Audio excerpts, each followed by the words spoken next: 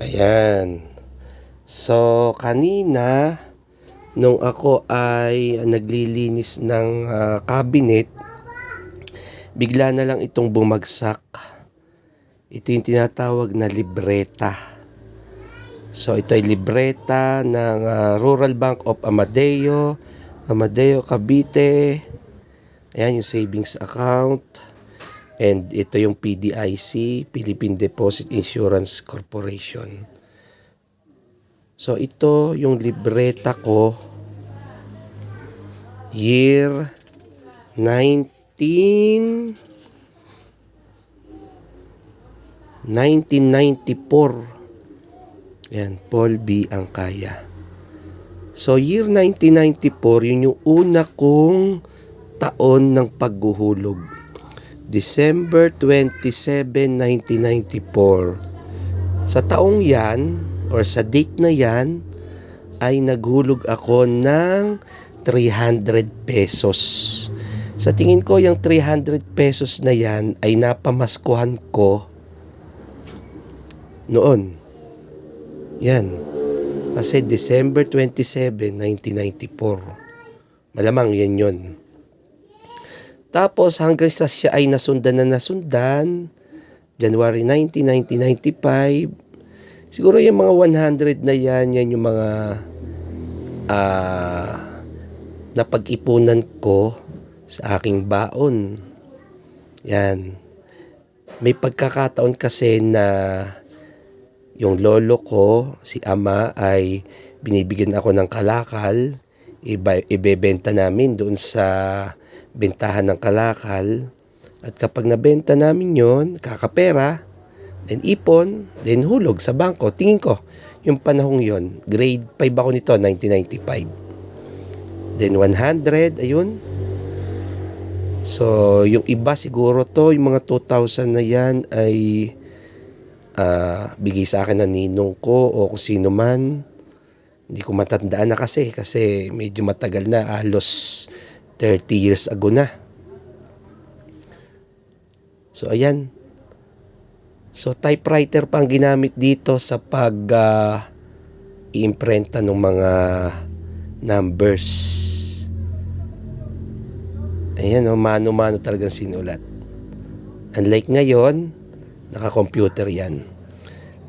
Ang galing 1995, September 11, 1995, ang pera ko 7,534. Ang laking pera na nito sa isang bata, 1995. Ang galing. 1995, ayan Paano kaya ako nagkakaroon ng perang ganito kalaki? Nung araw na yun, 5,000. Hindi ko na lang maalala kung paano. Basta ito ang pagkakaalala ko, talagang pera ko to noong ako ay maliit, noong ako ay bata. Ito ang turo sa akin ng aking mga magulang na mag-ipon. Ayan nagkaroon na kang 15,000. Mga panahong hindi ko na maalala. Pero nakakatuwa.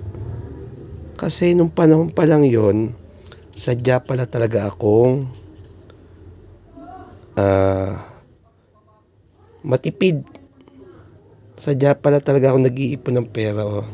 25,000. Grabe.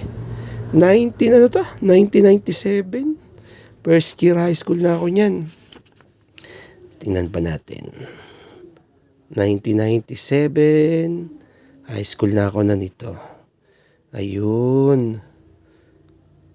So, ayun. Ang galing. So, ito yung panahon na talagang walang mga Shopee. Ayan Nakakatuwa. Meron akong hulog na 10,000. Paano ko kaya ito nakuha? Paano kaya ako nagkaroon nitong 10,000? Ito medyo malaki.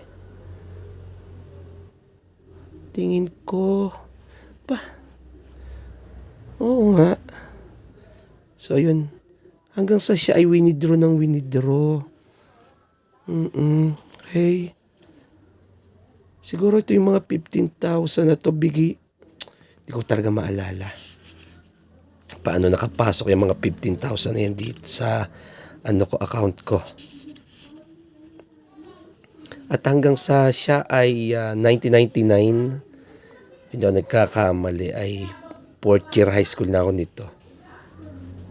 4th year, hindi ko sigurado. 4th year or first year college or 4th year high school. Ayun, hanggang sa naging 372. Naku, may 372 pala ako sa bangkong ito. May natitira pa akong 372. Kaso wala na tong Rural Bank of Amadeo. Sarado na.